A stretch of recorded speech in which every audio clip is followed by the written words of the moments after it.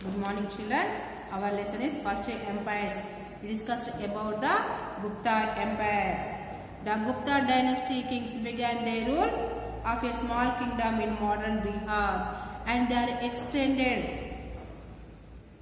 their territories from Gujarat to Bengal and Delhi to Madhya Pradesh. Some important kings in Gupta dynasty are Chandragupta I, Samudragupta, Chandragupta II, Kumaragupta and Skandagupta. The Gupta kings are famous to major new developments in the political system, in Indian political system. First one is when they conquered a new kingdom.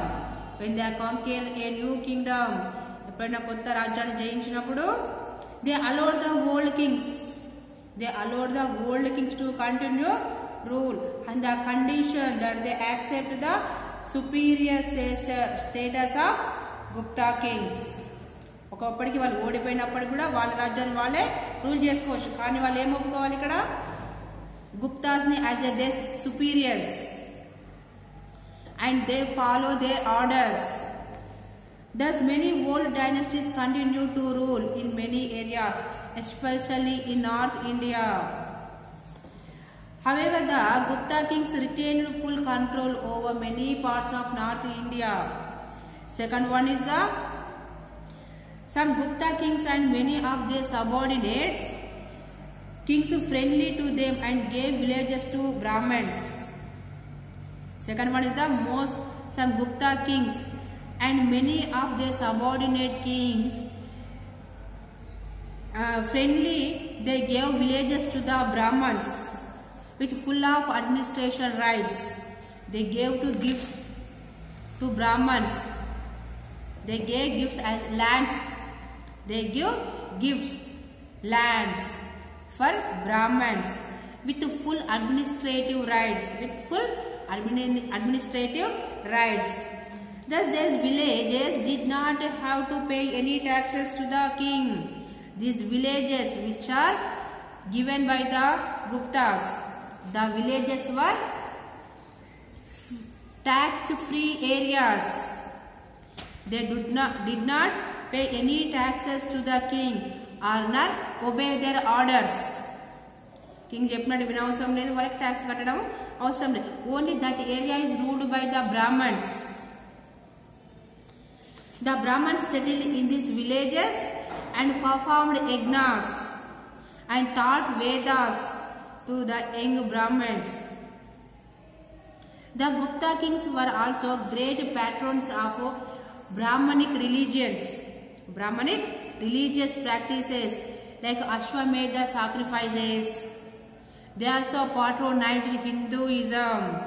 Gupta kings were also great patrons of Brahmanic religious practices.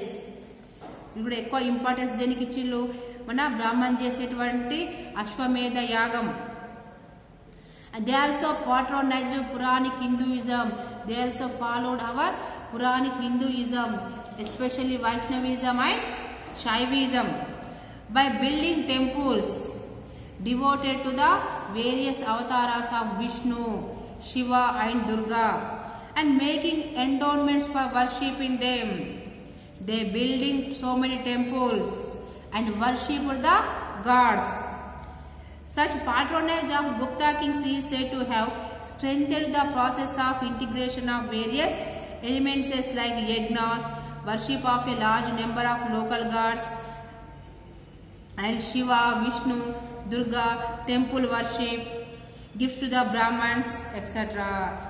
So they followed the Hinduism, means they also strengthened the process of integration of various elements like yajnas.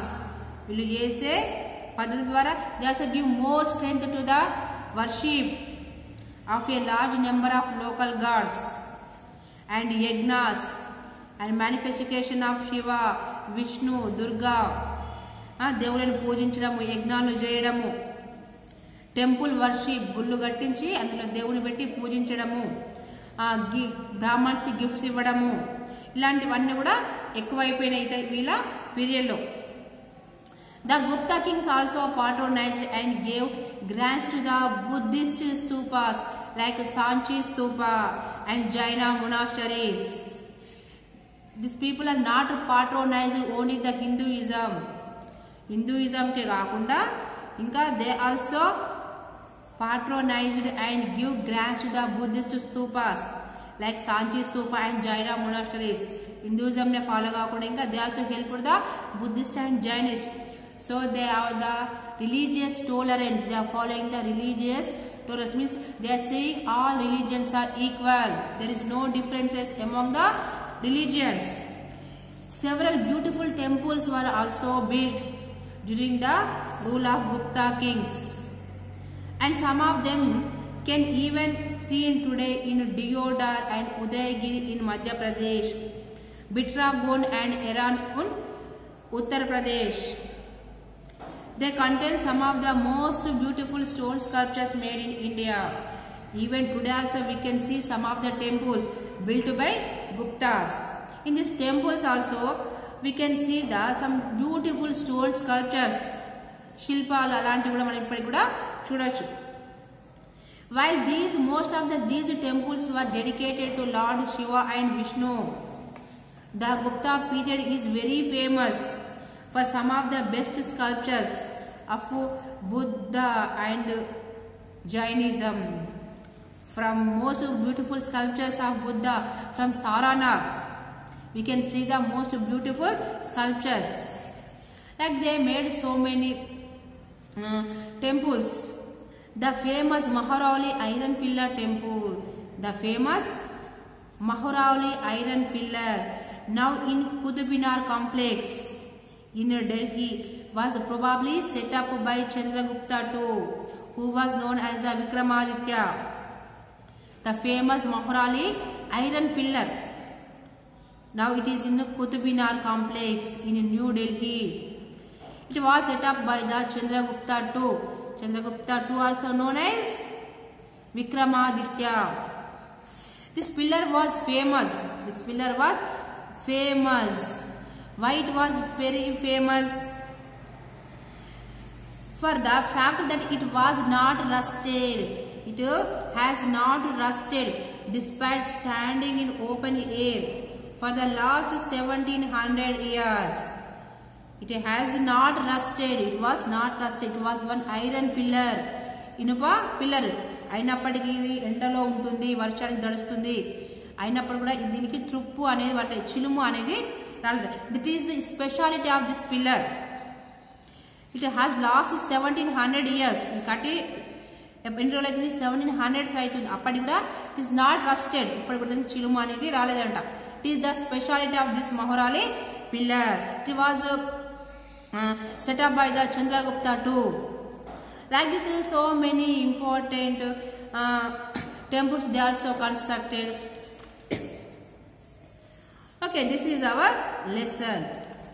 Okay, once we remember some of the points, important points from our lesson. The large kingdoms having subordinate kingdoms are called empires, and their kings are called emperors.